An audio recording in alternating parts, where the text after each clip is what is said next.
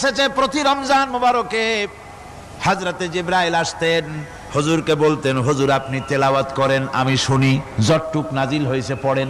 হুজুর পড়তেন, জিবরাইল শুনতেন, আবার জিবরাইল পড়তেন, হুজুর শুনতেন। এমনি করে করে যে বছর হুজুর ইন্তেকাল করবেন, হুজুরের জীবনের শেষ রমজান মোবারকে কোরআন নাজিল পরিপূর্ণ হয়ে গেছে। হযরত জিবরাইল বলেন, হুজুর কোরআন তো নাজিল তামাম হয়ে গিয়েছে, এবার আপনি পুরা কোরআন পড়ে আমারে শোনান। হযরতে রাসূল পুরাটা পড়ে 30 পারা পড়ে শোনায় দিলেন, জিবরাইল শুনলেন।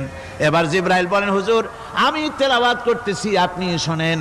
হযরতে জিবরাইল 30 পারা পড়লেন, হুজুর শুনলেন। আবার হযরত জিবরাইল বলেন, হুজুর আবার আপনি পড়েন। হুজুর পড়লেন, জিবরাইল শুনলেন, আবার জিবরাইল পড়লেন, হুজুর শুনলেন। তার মানে হলো হুজুর যে বছর ইন্তেকাল করলেন ওই বছরের রমজান মোবারকে হযরত জিবরাইল 2 বার পড়েছেন, হুজুর শুনেছেন, আর হুজুর 2 বার পড়েছেন, জিবরাইল শুনেছেন, যাতে করে একটা জের জবর, একটা আয়াত, একটা সেমিকোলন যেন বাদ না পড়ে যায়। শাহরু রমাদান আল্লাযী উনজিলা ফীহিল কুরআন, রমজানের পবিত্র মাসে আমি অবতীর্ণ হয়েছি। সুবহানাল্লাহ।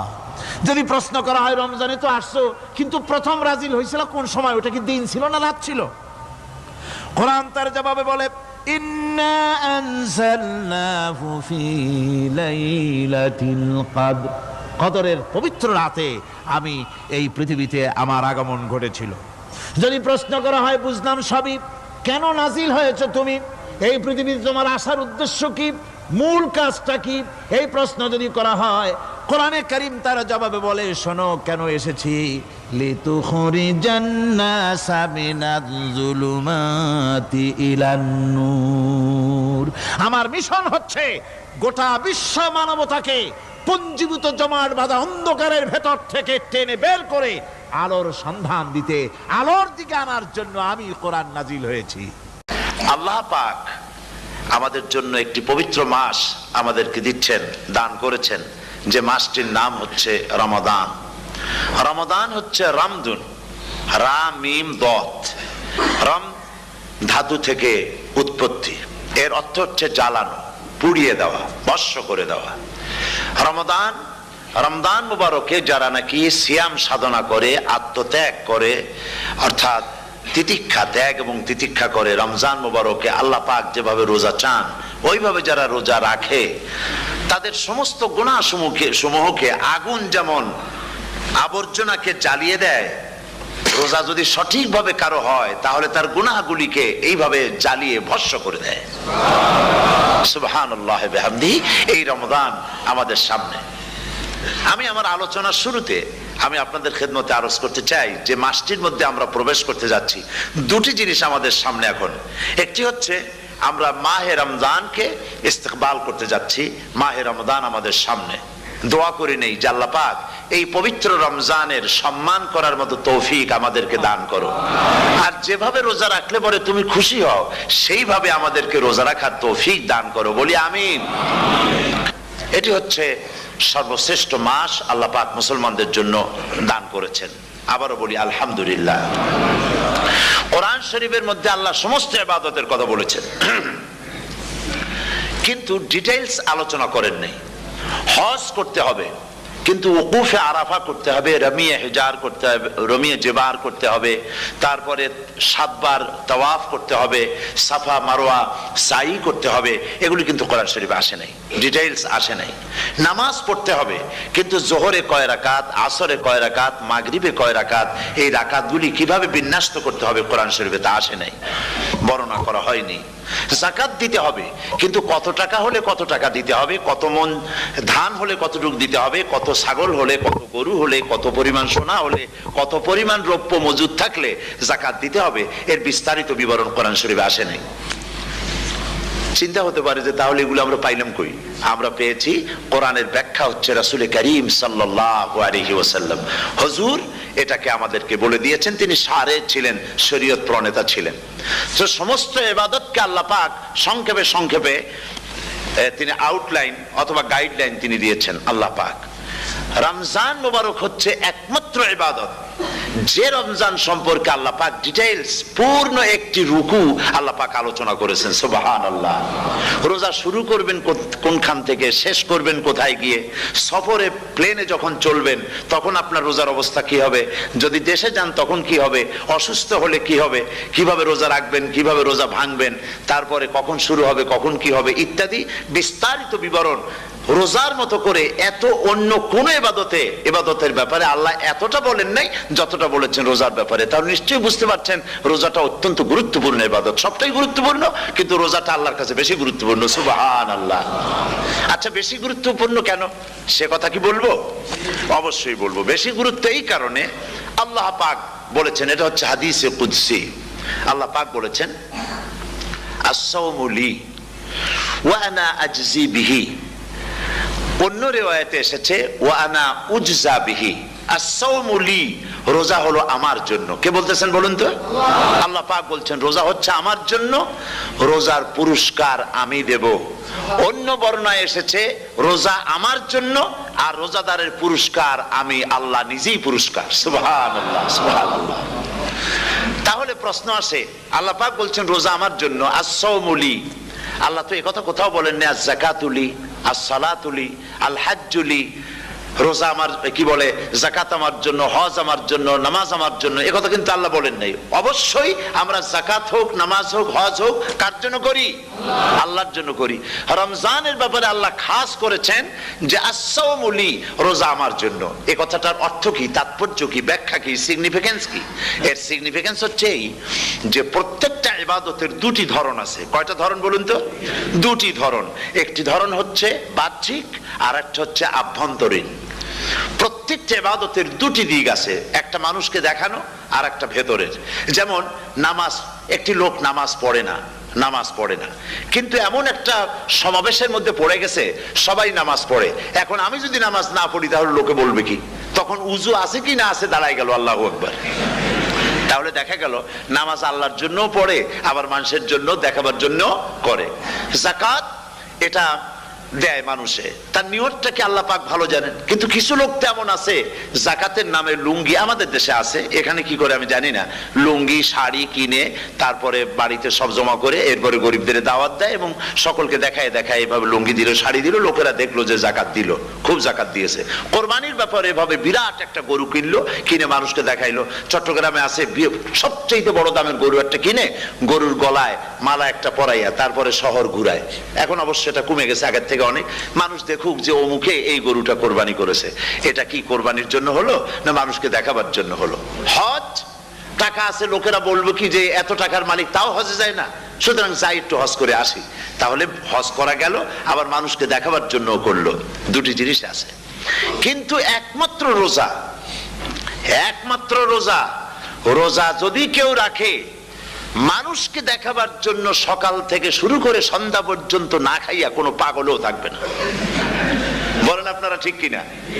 সে তো মানুষকে দেখাবার জন্য দাঁত পরিষ্কার করে নিল আর দুপুরে ভাত খাই নিল, বউতেও টের পাইল না। পারবে কিনা? পারবে। টয়লেটে গিয়ে খাই নিল ভালো করে, কোন একটা আড়াল জায়গা নিয়ে খেয়ে গেল, বাচ্চাও দেখলো না, বউতেও দেখলো না, খেয়ে নিল। তাহলে সে তো রোজা রাখলো না। আল্লাহ পাক বলছেন আস-সাওমু লি, রোজা হচ্ছে আমার জন্য। যে রোজা রাখে আমার জন্যই রাখে, মানুষকে দেখাবার জন্য সারাদিন না খাইয়ে থাকার কোনো প্রশ্নই ওঠে না। সুবহানাল্লাহ। সুতরাং রোজা যে রাখলো সে আমার জন্যই রাখলো। ওয়া আনা আজজি বিহি, রোজার পুরস্কার আমি আমার হাত দিয়ে দেব। সুবহানাল্লাহ, আমার হাত দিয়ে দেব।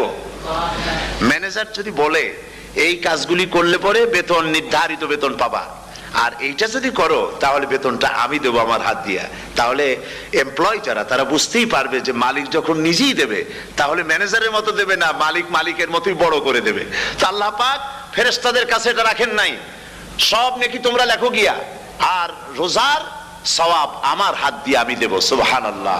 এরপরে আল্লাহ পাক বলছেন, অন্য রিওয়ায়াতে এসেছে রোজা আমার জন্য আর রোজাদারের পুরস্কার আর কিচ্ছু না, রোজাদারের পুরস্কার আমি আল্লাহ নিজেই পুরস্কার হয়ে যাব। সুবহানাল্লাহ। হাদিস শরীফে এসেছে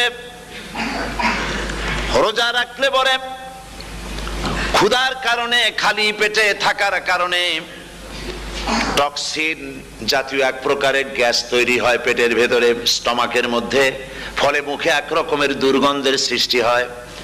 নবীজি বলেছেন রোজাদারের মুখের থেকে যে গন্ধ বের হয়, আল্লাহ পাকের কাছে রোজাদারের মুখের গন্ধ মিস্ক আম্বারের চাইতে বেশি পবিত্র। আপনার মুখের গন্ধটাও আল্লাহর কাছে পবিত্র। রোজাদারের জন্য, রোজাদারদের জন্য জান্নাতের একটি দরওয়াজা খাস করে রাখা হয়েছে, যার নাম রায়্যান।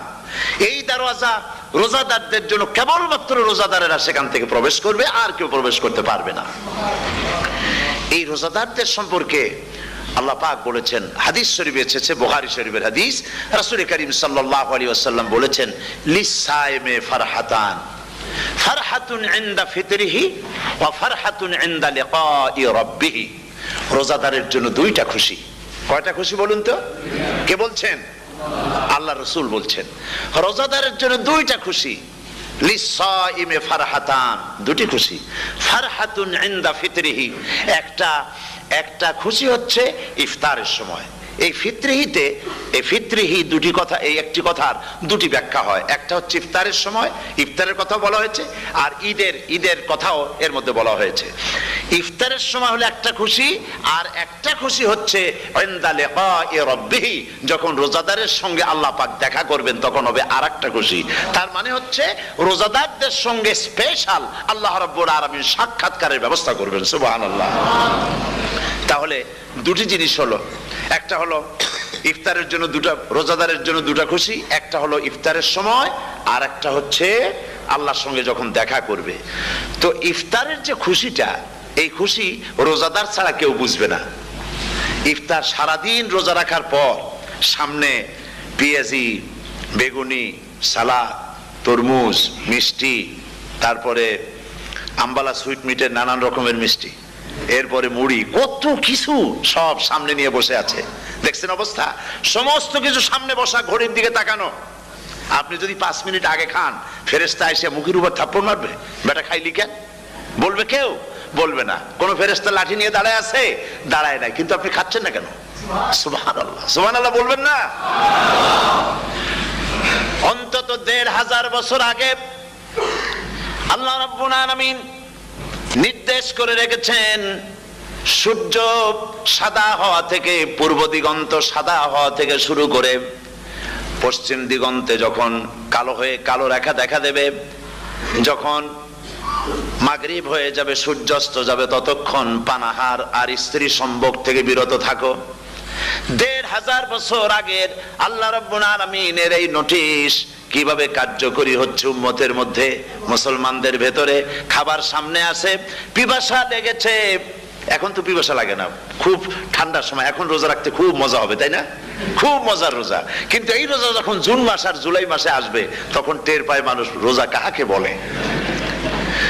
প্রচন্ড পিপাসা, সামনে সব খাবার পড়ে আছে, একটা খাবারের দিকে রোজাদারের হাত যায় না, ঘড়ির দিকে তাকায় আর চুপ করে বসে বসে আল্লাহর জিকির করতে থাকে। আল্লাহ কয়, ফেরেশতারা দেখ, এই বান্দা বানাইতে নিষেধ করছিলি। সুবহানাল্লাহ। আল্লাহ খুশি হয়ে যান। রোজাদার অপেক্ষা করতে থাকে, ঠিক যখন কাটায় সময়টা এসে গেছে, তখন আল্লাহর নাম করে খুরমা দিয়ে, পানি দিয়ে ইফতার শুরু করে দিল। আল্লাহ পাক খুশি হয়ে গেলেন। এই যে ইফতার, সারাদিন রোজা রাখা ইফতার করায় যে মজা, রোজা রাখলো না এরকম লোকেরাও কিন্তু ইফতার করে না? পুরান ঢাকায় আছে, ঢাকার তো কয়েকটা এলাকা আছে, পুরান ঢাকার লোকেরা নাকি বলে যে, যারা রোজা রাখে না তারা বলে যে, রোজা না রাখে একরকম পাপ করছি, আর ইফতার না করিয়া কবিরা গুনাহ করবো নাকি? ইফতার তো করাই লাগবে। তো খুব মজা করে ইফতার করে তারা। তো সারাদিন রোজা রেখে পেঁয়াজি, ছোলা, বুট, মুড়ি খাওয়ায় যে মজা, সারাদিন ভাত খাইয়া তারপরে ইফতারের শরীক হওয়া, ছাগলে ঘাস খাইলে যেমন লাগে ওইরকম তার মুখে লাগে, এই মজা পাবে না। রোজাদারের যে মজা লাগে সেই মজা সে পাবে না। সারা মাস রোজা থাকার পর, আল্লাহর হুকুম মেনে সারা রাত রোজা রাখার পর, তারপরে ঈদের দিনে জামা কাপড় পরিষ্কার করে, শেরওয়ানি গায়ে লাগাইয়া, পাঞ্জাবি পরে, আতর মেখে, এরপরে ঈদের জামাতে যখন দাঁড়ায় যায়, সে যে মজা পায়, সারা মাস রোজা রেখে ঈদের জামাতে গিয়ে সে যে মজা পায়, যে রোজা রাখলো না, ঈদের দিনে খুব জামা পাজামা, সেন্ট এগুলো মেখে টেকে প্রথম কাতারে গিয়ে দাঁড়ায় গেছে, ও সেই মজা পাবে না। ওর মনের মধ্যে একটা সোর সোর ভাব থেকেই যায়। সে মনে মনে ভাবে এই জামাত আমার না, জোর করে আসছি, এইখানে দাঁড়াবার যোগ্যতা আমার নাই। মনের মধ্যে সে একটা অপরাধী ফিল করে, সে ফিল করতে থাকে। সুতরাং রোজাদারের জন্য দুইটা খুশি, একটা হচ্ছে ইফতারের সময়, আর একটা খুশি হবে যখন আল্লাহ তাদেরকে দেখা দেবেন। সুবহানাল্লাহ। এই রোজা আল্লাহ পাক দান করেছেন। আচ্ছা, কি জন্য রোজা আমাদের দিলেন? এই জন্য দিয়েছেন যে একটা মাস পৃথিবীর মুসলমানরা না খেয়ে থাকুক দিনের বেলায়, ওই না খেয়ে থাকার যে খাবারগুলি বাঁচবে এগুলি আল্লাহ অন্য কোন এলাকার মানুষদের খাওয়াবেন নাকি? এই জন্য করেছেন রোজা, এই জন্য করেন নাই। রোজার ফজিলত আল্লাহর নবী বলেছেন, রমজান মুবারকের এত ফজিলত, মানুষ যখন কোন ইবাদত করে আল্লাহ পাক সেই ইবাদতের নেক আমলের সওয়াব 10 থেকে শুরু করে 700 পর্যন্ত বাড়ায় দেন। 10 থেকে শুরু করে 700 বাড়ায় দেন, ইল্লা সাওম, রোজা ছাড়া। নবীজি বলেছেন, রমজান মুবারকে কেউ যদি একটি নফল কাজ আদায় করে, একটি নফল ইবাদত করে, অন্য মাসের একটি ফরজ আদায় করার সওয়াব আল্লাহ পাক নামায় আমলে দিয়ে দিবেন। রমজান মুবারকে কেউ যদি একটি ফরজ আদায় করে, অন্য মাসের 70টি ফরজ আদায় করার মতো সওয়াব আমলনামায় আল্লাহ দিয়ে দিবেন। সুবহানাল্লাহ। এই মাস আমাদের সামনে, আল্লাহু আকবার বলি, আল্লাহু আকবার বলি, আলহামদুলিল্লাহ। এই পবিত্র মাস আমাদের সামনে। এই মাসে এত সওয়াব, নফল হয় ফরজের মতো, আর ফরজ হয় 70টা ফরজের মতো। এত সওয়াব কেন হইল? আমরা না খেয়ে থাকি সেই জন্য নাকি? বলতে পারেন কেন হলো? একটি কারণ, শাহরু রমাদান আল্লাযী উনজিলা ফীহিল কুরআন। সুবহানাল্লাহ বলবেন না? এই রমজান মাস হচ্ছে সেই মাস যে মাসে আল্লাহ রাব্বুল আলামিন কোরআনে কারীমকে নাজিল করেছেন। এই মাসের মধ্যে একটি রাত আছে, খায়রুম মিন আলফি শাহর, যে রাতটি 1000 মাসের চাইতে বেশি গুরুত্বপূর্ণ আল্লাহর কাছে। সুবহানাল্লাহ। একটি রাত 1000 মাসের চাইতে গুরুত্বপূর্ণ। 1000 মাস ক্যালকুলেটর দিয়ে হিসাব করলে দেখা যায় যে 1000 মাসে 83 বছর 4 মাস হয়। তাহলে তার অর্থ কি এই যে একটানা 83 বছর 4 মাস ইবাদত করলে যে সওয়াব হবে, এই রাত্রে ইবাদত করলে সেই সওয়াব হবে? হতে পারে, এরকম হতে পারে, কিন্তু ব্যাখ্যাটা কি? ব্যাখ্যাটা হচ্ছে এই, আরবিতে আলফুন শব্দ দিয়ে 1000 বোঝানো হয় না। আরবিতে যখন আলফুন বলা হয় তাহলে বোঝা যায় সংখ্যাধিক্য, বিপুল সংখ্যা, হাজার হাজার হাজার হাজার, থাউজেন্ডস এন্ড থাউজেন্ডস। এইটাকে বোঝাবার জন্য আরবিতে ব্যবহার করা হয় আলফুন, হাজার হাজার। তাহলে আল্লাহ কি বুঝাতে চাচ্ছেন?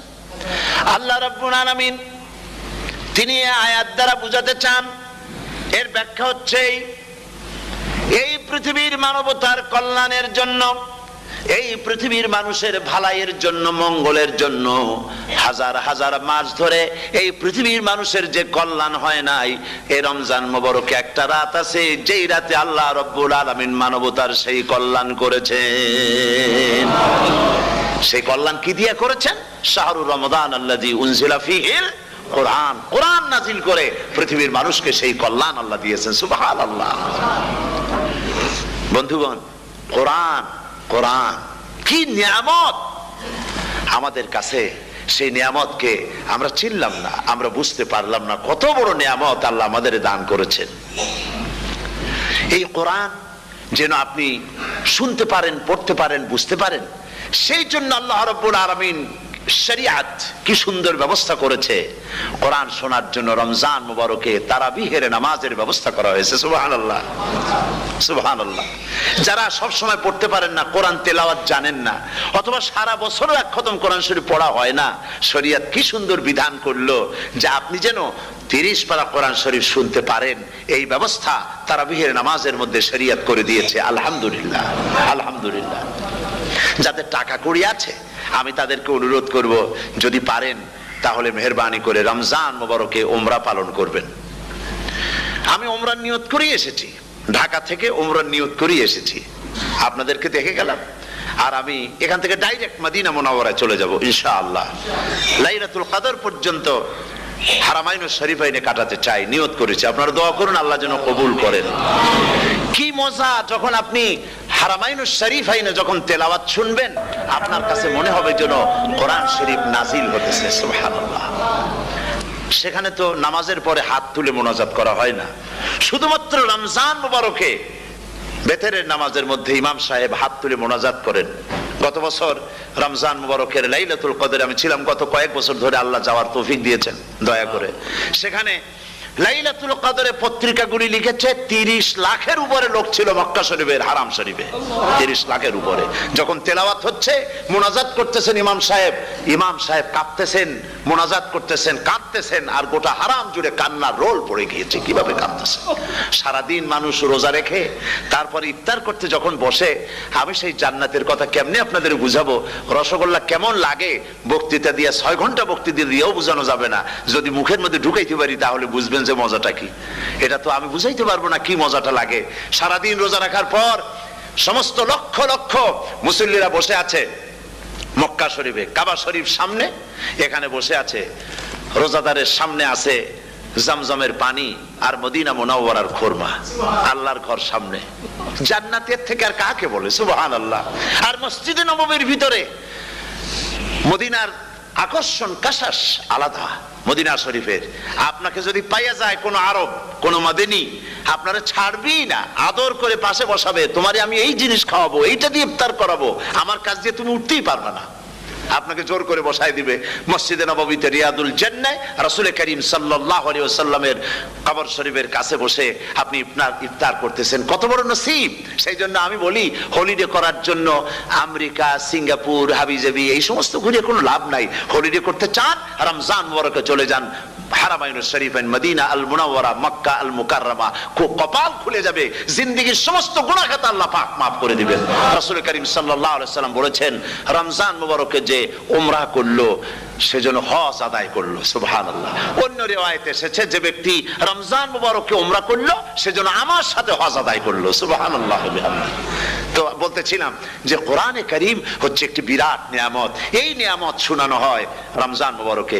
আমি এবার এসে খুব খুশি হলাম একথা শুনে যে ইস্ট লন্ডন মসজিদ তারা একটা ব্যবস্থা করেছে, সুন্দর একটা রেডিও তারা আবিষ্কার করেছে। না কি করছেন আপনারা?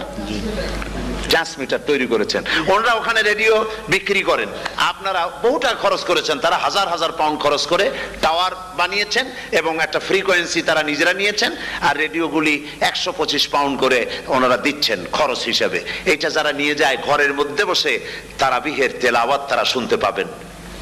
মহিলারা অনেক সময় আসতে পারেন না, মহিলারা ঘরে বসে শুনতে পারবেন।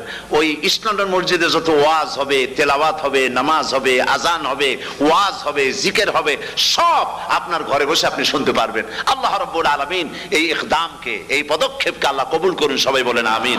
এবং প্রত্যেকের ঘরে ঘরে এই রেডিও পৌঁছে যাক, আমরা বলি আমিন। আল্লাহ যেন কবুল করেন। আপনি ঘরে বসে মসজিদের সমস্ত প্রোগ্রাম পেতে পারবেন। আর কি সুন্দর, সেখানে যিনি তেলাওয়াত করেন, আজান দেন, আলহামদুলিল্লাহ, তার আজান শুনলে পরে তো মনে হয় যে আমি মক্কা শরীফে চলে গেছি, মদিনায় চলে গেছি। আর তেলাওয়াত কত সুন্দর, আলহামদুলিল্লাহ। আল্লাহ তার প্রতি রহম করুন, আমরা বলি আমিন। সুতরাং বলতেছিলাম যে এই পবিত্র রমজানুল মুবারক, এটি কি, জিনিসটা কি, জিনিসটা বুঝাবার জন্য আমি বলি, যেমন এই ঘড়িটা এটা কেনার পর 2-1 বছর পর এটা ফাস্ট হয় অথবা কি হয়, স্লো হয়ে যায়। তখন এটাকে সারার জন্য আমরা হসপিটালে দেই। হসপিটাল মানে লন্ডন হসপিটাল না, ঘড়িরও হসপিটাল আছে। তো ঘড়ির হসপিটালে দিলাম, ওরা এটাকে দেখে শুনে ওয়াইলিং করে টরে দিল ঠিক মতো। একবার যদি ঠিক করে দিল, আবার আমার 1-2 বছর চললো, আর কোনো ডিস্টার্ব করবে না, ঠিক কিনা? আপনার গাড়ির ইঞ্জিন যদি কোনো রকমের অসুবিধা করে, তাহলে গাড়ির ইঞ্জিনকে ওভারহোলিং করতে হয়, ইঞ্জিন ডাউন দিতে হয়।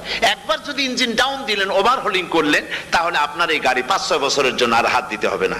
এই কথাগুলি বুঝতে পারছেন কিনা?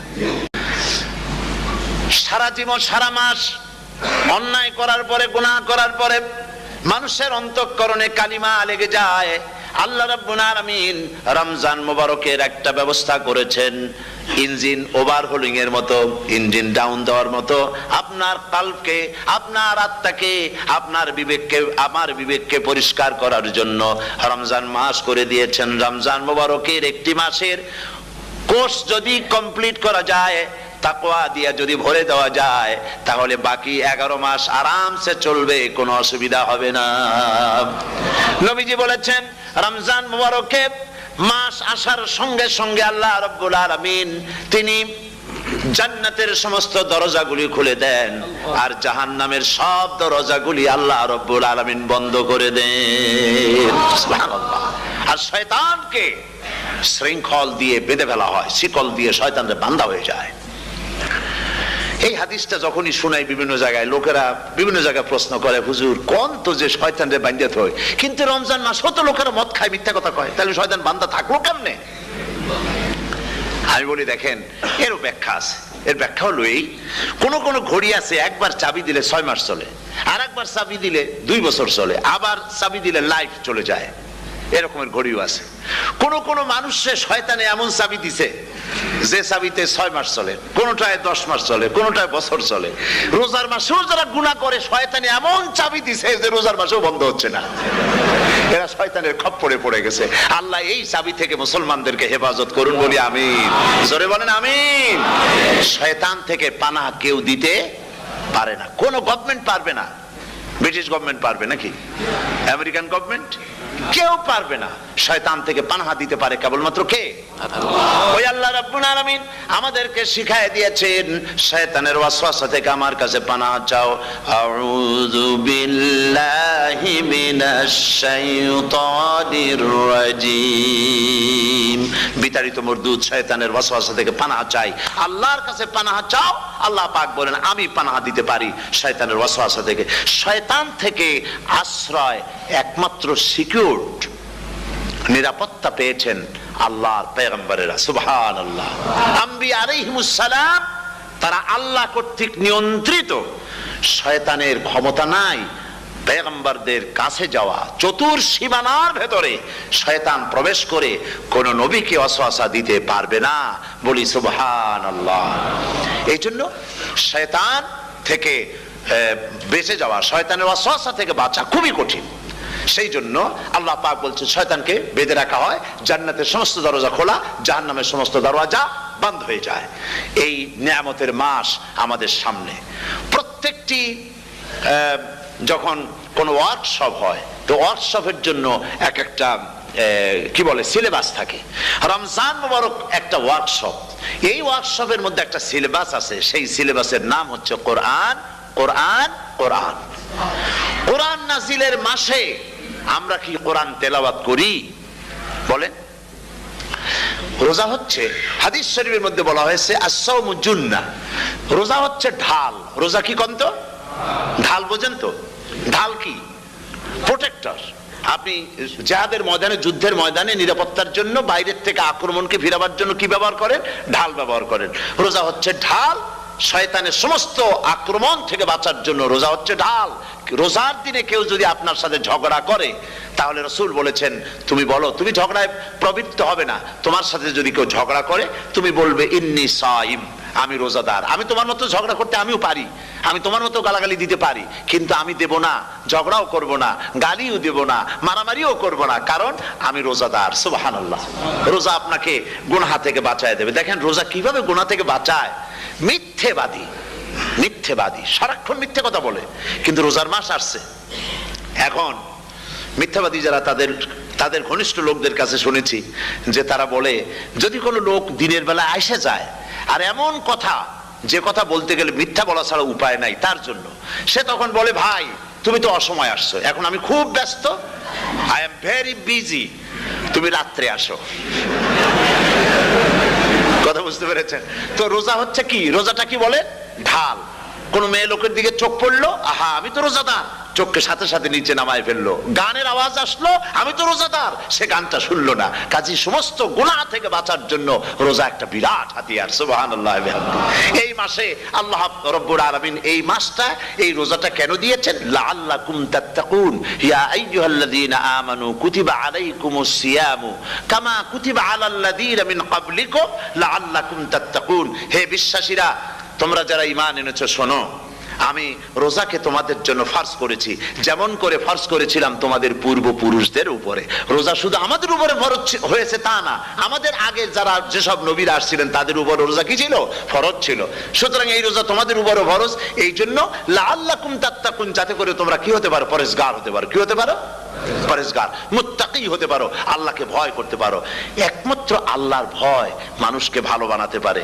একটা মানুষ জান্নাতে যাওয়ার জন্য, জাহান্নাম থেকে বাঁচার জন্য একটা জিনিস, কয়টা জিনিস বলেন? একটি জিনিস যদি ভেতরে থাকে তাহলে সমস্ত গুনাহ থেকে বাঁচতে পারে। আর একটি জিনিস যদি না থাকে তাহলে এমন কোনো কাজ নাই পৃথিবীতে যা সে করতে পারে না। সেই কাজটার নাম কি? তাকওয়া। সবাই বলেন, কাজটার নাম কি? তাকওয়া। যদি ভেতরে আল্লাহ পাকের ভয় থাকে, রব্বুল আলামিন আমাকে দেখছেন, তিনি আমাকে শুনতেছেন, এই ভয় যদি অন্তঃকরণের ভিতরে থাকে তাহলে এই লোকটি কোনো গুনাহের কাজ করতে পারবে না, মিথ্যা বলতে পারবে না, ওজনে কম দিতে পারবে না, খাদ্যে ভেজাল দিতে পারবে না, শয়তানি বদমাশি করতে পারবে না। আর যদি এই জিনিসটির অভাব থাকে, যদি তাকওয়া না থাকে, তাহলে সমস্ত অন্যায় কাজ সে করতে পারবে। এই জন্য আল্লাহ রাব্বুল আলামিন বলেন, রোজা এই জন্য দান করেছে যাতে করে, রোজার মাস এই জন্য দিলাম, লাআল্লাকুম তাত্তাকুন, তোমাদের ভিতরে তাকওয়ার সৃষ্টি হয়। এই ওয়াজ আমি আপনাদের সামনে অনেকবার করেছি। হযরত ওমর রাদিয়াল্লাহু তাআলা আনহু রাতের বেলায় ঘুরতে ঘুরতে দেখেন এক বাড়িতে আলো জ্বলছে, শেষ রাত। এই রাত্রে বাড়িতে আলো জ্বলে কেন? ভাবলেন কোনো অসুখ বিসুখ হলো নাকি। তো উনি কাছে গেছেন, গিয়ে কান পেতে শুনতেছেন। বাড়ির মালিক বুড়ি তার যুবতী মেয়েকে ডেকে বলছে, মা ওঠো, তাড়াতাড়ি ওঠো। কেন? কয় যে সকাল তো হয়ে গেল, দুধ দই এনেছি, আমি দুধ এনে রাখছি, এখন তুমি পরিমাণ মতো সবটা পাত্রে পানি দিয়ে ভরে দাও, তাহলে ওজন বেশি হবে আর আমরা ভালো লাভ করতে পারবো। মেয়ে বলছে, মা তুমি বলো কি, এটা আমার দ্বারা সম্ভব না। কেন সম্ভব নয়? হযরত ওমর এক ফরমান জারি করেছেন, তিনি বলেছেন তিনি পানিতে, দুধের মধ্যে পানি মিশাতে নিষেধ করেছেন। তাছাড়া রাসূল করিম সাল্লাল্লাহু আলাইহি ওয়াসাল্লাম খাদ্যদ্রব্যে ভেজাল দিতে নিষেধ করেছেন। কাজী হযরত ওমরের এই নির্দেশকে আমি অমান্য করতে পারবো না। মা বলছে, দেখো ওমর এখন তো ঘুমাইতেছে, এত রাত্রে তিনি কি এখানে আসছেন নাকি আমাদের এই কারবার দেখতে? তুমি পানি মিশাও ইচ্ছে মতো। মেয়ে বলছে, মা হযরত ওমর ঘুমাতে পারেন, তার পুলিশেরা, তার গোয়েন্দা বিভাগের লোকেরা ঘুমাতে পারেন, হযরত ওমরের চোখকে ফাঁকি দেওয়া যাবে, হযরত ওমরের পুলিশকে ফাঁকি দেওয়া যেতে পারে, কিন্তু আল্লাহ রাব্বুল আলামিনের চোখকে ফাঁকি দেওয়া যাবে না। আমার পক্ষে সম্ভব নয়, আমি দুধে পানি মিশাতে পারবো না। হযরত ওমর রাদিয়াল্লাহু তাআলা চলে গেলেন, গিয়ে তার ছেলেকে ডেকে বললেন, ছেলে আমি তো এখন বুড়া হয়ে গেছি, আমার বিয়ের বয়স নাই, আমি একটা মেয়ের খোঁজ নিয়ে আসছি, যদি আমার বয়স থাকতো এই মেয়েটার আমি বিয়ে করতাম। সুবহানাল্লাহ, সুবহানাল্লাহ। তো এই মেয়েটা, তুমি খোঁজ নাও, যদি বিয়ে না হয়ে থাকে তুমি প্রস্তাব দাও বিবাহের। কি সৌন্দর্য তিনি দেখলেন মেয়েটার মধ্যে, স্বাস্থ্য, রূপ, যৌবন, কি দেখলেন? তাকওয়া। জোরে বলেন না, কি দেখলেন? তাকওয়া। এই তাকওয়া তিনি দেখলেন। এই তাকওয়ার উপরে ভিত্তি করে আমিরুল মুমিনিন, অর্ধেকটা পৃথিবীর প্রেসিডেন্ট, খলিফাতুল মুসলিমিন, আমিরুল মুমিনিন হযরত ওমর তার ছেলের জন্য পুত্রবধূ করে তাকে ঘরে নিয়ে আসলেন। সুবহানাল্লাহ। ফায়দা কি হলো? ফায়দা এই হলো, এই মেয়ের গর্ভে যে মেয়ে হলো, সেই মেয়ের গর্ভে যে মেয়ে হলো, সেই মেয়ের গর্ভে ফারুকে সানি, হযরত ওমর ইবনে আব্দুল আজিজ রাহমাতুল্লাহ আলাইহির মতো ফারুকে সানি আল্লাহ দান করে দিলেন। সুবহানাল্লাহ বিহামদি। এটা নাম হচ্ছে তাকওয়া। এই তাকওয়ার ব্যাপারে হযরত ওমর রাদিয়াল্লাহু তাআলা আনহু তিনি হযরত কাব বিন উবাই রাদিয়াল্লাহু তাআলা আনহুকে জিজ্ঞেস করেছিলেন যে তাকওয়ার একটা ব্যাখ্যা আপনি কি আমাকে বলতে পারেন, তাকওয়ার ব্যাখ্যাটা কি? তিনি বললেন হ্যাঁ পারি। কি ব্যাখ্যা? তিনি বললেন যে দেখুন, তাকওয়ার ব্যাখ্যা হচ্ছে এই যে সংকীর্ণ একটি রাস্তা, সরু ন্যারো একটা রোড, এই ন্যারো রোডের দুই দিকে আছে কাঁটাযুক্ত লতা পাতা, এই কাঁটাযুক্ত লতা পাতার মধ্য দিয়ে এই সরু রাস্তা দিয়ে আপনি যখন যাবেন তো কিভাবে যাবেন? হযরত ওমর বললেন আমার জামা কাপড় এইভাবে খুব আটোসাটো করে আমরা যাব, যাতে করে গায়ের চামড়াও না ছেড়ে আমার জামাও যাতে না ছিঁড়ে যায়। হযরতে কাব বিন উবাই রাদিয়াল্লাহু তাআলা আনহু বলছেন এটার নামই হচ্ছে তাকওয়া। এটার নাম কি? তাকওয়া। এটার নাম হচ্ছে তাকওয়া। দুনিয়ার অসংখ্য পাপের ভেতর থেকে আপনি চলে যাবেন, পাপ যেন আপনাকে স্পর্শ করতে না পারে। এটার নাম তাকওয়া। বাইন মাছ নিশ্চয়ই খেয়েছেন আপনারা, না লন্ডনে পাওয়া যায় না? পাওয়া যায়। এই বাইন মাছ যারা খেয়েছেন আপনারা, আমি জানি না আপনারা জানেন কিনা বাইন মাছ কোথায় থাকে, পানিতে থাকে না কাদায় থাকে? মাশাআল্লাহ, বাইন মাছ থাকে কাদার মধ্যে। কিন্তু এই বাইন মাছ যারা ধরেছে তাদের মুখে শুনেছি আমি যে বাইন মাছ থাকে কাদায়, ওকে যখন ধরে টেনে বের করা হয় কাদার মধ্য থেকে এক ফোঁটা কাদা ওর গায়ে নাই। এই কলুষিত সমাজ, পাপে ভরপুর, গ্রেট ব্রিটেন, আমেরিকা, পাশ্চাত্য, আমাদের দেশ, সর্বত্র পাপ আর পাপ। এই পাপের মধ্যে বাইন মাছ শুধু খাইয়েন না, ওর কাছ থেকে শিক্ষাও গ্রহণ করেন। ও যেমন কাদার মধ্যে থাকে, কাদা ওর গায়ে লাগে না, আপনিও এই সমাজের মধ্যে আপনি আপনার কাজ চালিয়ে যান, পাপ যেন আপনাকে স্পর্শ না করে। আল্লাহ যেন পাপের থেকে আমাদের বাঁচান। আমরা বলি আমিন, সবাই বলেন আমিন। এটার নাম হচ্ছে তাকওয়া। আর তাকওয়া লম্বা জামায় তাকওয়া হয় না, লম্বা দাড়িতে তাকওয়া হয় না, পাগড়ি একটা বানলেই তাকওয়া হয় না। রাসূলুল্লাহ সাল্লাল্লাহু আলাইহি ওয়াসাল্লাম বলছেন তাকওয়া হা হুনা, হা হুনা, হা হুনা, তিনবার বলেছেন, বুকের দিকে দেখায় বলেছেন তাকওয়া হা হুনা। তাকওয়া হচ্ছে এখানে। এর অর্থ এই নয় যে আমি দাড়িকে আমি ছোট করে দেখছি, জামাকে ছোট করে দেখছি, তা নয়। কিন্তু বলছি যে তাকওয়াটা হচ্ছে অন্তরের ভেতরে। এই অন্তরের ভেতর থেকেই এটার বহির প্রকাশ হতে হবে আপনার কথায়, আপনার বলায়, আপনার ওঠায়, আপনার বসায়, আপনার চালচলনে, আপনার বিয়ে শাদীতে, আপনার ব্যবসা বাণিজ্যের সর্বত্র তাকওয়ার ছাপ প্রদর্শিত হতে হবে। তাহলেই আমার মধ্যে তাকওয়া এসেছে বলে প্রমাণ হবে। আর এটাই আল্লাহ পাক চান, রমজান মোবারকে তোমাদের মধ্যে তাকওয়া সৃষ্টি হোক। রোজা সম্পর্কে এই কথাগুলি আমি বলে নিলাম। প্রথম 10 দিন শুধু রহমত নাজিল হবে, দ্বিতীয় 10 দিনে আল্লাহ পাক শুধু মাফ করতে থাকবেন, আর তৃতীয় 10 দিনে আল্লাহ পাক জাহান্নাম থেকে মুক্ত করে দিবেন। সুবহানাল্লাহ। রমজানে মক্কা শরীফে, মদিনা শরীফে ছোট্ট একটা বাচ্চাও ঘুমায় না। অন্তত 5-7 বছর, 8-10 বছর বয়স হয়ে গেছে এরকম বাচ্চা সারা রাত্রে 1 সেকেন্ডের মধ্যে ঘুমায় না। সমস্ত লোক জাগে, ফজরের নামাজ পড়তে থেকে ঘুমায়, সব সমানে 2 হাতে নেকি কামাই করে। নেকি কামাইয়ের মৌসুমে বাহার। রমজান হচ্ছে নেকি কামাইয়ের বসন্তকাল। আপনারা যেন খবরদার মিস করবেন না, মিস করবেন না, খবরদার। এই মাসটা পুরাপুরি কাজে লাগাবার জন্য মায়েরা, আমার মায়েরা, বোনেরা, মেহেরবানি করে এই মাসটা কাজে লাগাবেন। গীবত গাইবেন না, রাগারাগি করবেন না, ঝগড়াঝাটি করবেন না, মিথ্যা কথা বলবেন না, তেলাওয়াত, জিকির, আজগার। আর পুরুষেরাও এই জিকির আজগারের মধ্যে, মানুষকে ভালো কাজের আদেশ করার মধ্যে যা আজকে আল্লাহ আমার দিয়ে বলাইলেন, এই কাজগুলি আমি এবং আপনারা সবাই যেন আমল করতে পারি। আল্লাহ তৌফিক দান করুন। আপনারা এই মোনাজাতের পরে যে যে এলাকায় গিয়ে জামাতে এশার নামাজটা আদায় করবেন, এখানে নামাজের কোনো ব্যবস্থা করা যায় নাই বলে আমরা দুঃখ প্রকাশ করছি। পাশে যেখানে মসজিদ পান, জামাতে এশার নামাজটা খবরদার আদায় করে নেবেন, নামাজ ছেড়ে দেবেন না। 5 ওয়াক্ত নামাজ সঠিকভাবে আদায় করবেন।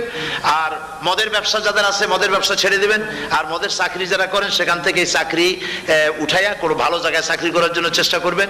জেনা, ব্যভিচার, নাচ, গান ইত্যাদি, তাস, পাশা, জুয়া, অন্যায় কাজে যাব না। আল্লাহ যেন কবুল করেন, বলেন আমিন।